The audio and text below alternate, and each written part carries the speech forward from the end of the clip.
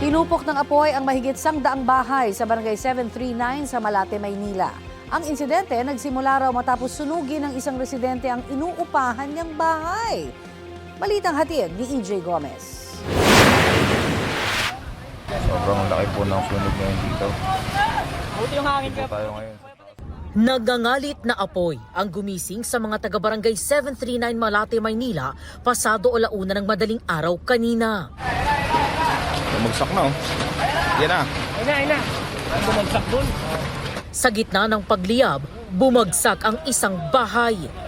Umabot sa ika-4 na alarma ang sunog na tumupok sa mahigit 100 bahay ayon sa barangay. Dahil sa light materials yung akin mga kabarangay, mabilis siyang tinupok ng apoy. Nasa 100 mahigit yung mga bahay o nasunog. Sa akin likuran, 4 na palapag yan, maraming kwarto yan. Nasa mahigit 70 ang truck ng mga bombero na rumisponde. Kinailangang umakyat ng mga bombero sa mga bubong para apulahin ang apoy. Ilang residente naman ang nagtulong-tulong para mag-igib ng tubig mula sa creek, pandagdag sa supply ng mga bombero. Kabilang sa mga nasunugan ang pamilya ni Rosalina na wala raw na isalbang gamit. Second floor kami. Tapos pagbaba namin, nakita na lang namin yung sa may bubong umaapoy na rin. Ang laki ho talaga eh. Naglalagablab yung apoy. Buhay lang ang naisalba. Si Princess naman, inilikas ang kanilang mga anak. Paglabas ko, nandito na yung apoy. Tapos inuna ko na rin pong palabasin yung mga bata. Masyado na talagang malaki, nakakataranta na po talaga.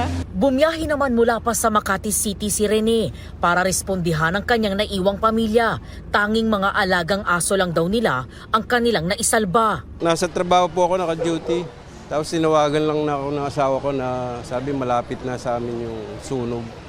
Kaya tumakbo kaagad ako dito. Sobrang stress kasi kakabahan ka talaga dahil wala. Tapos wala pang nadala na kahit ano.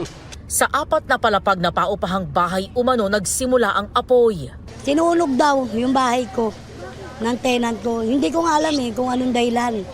Nag-aaway daw tapos maya-maya pagtapos ng galabugan, biglang nagliyab na yung bahay ko. Hindi ko na alam kung asan Medyo nahihirapan lang kami sa supply kasi malayo yung ibang fire hydrants.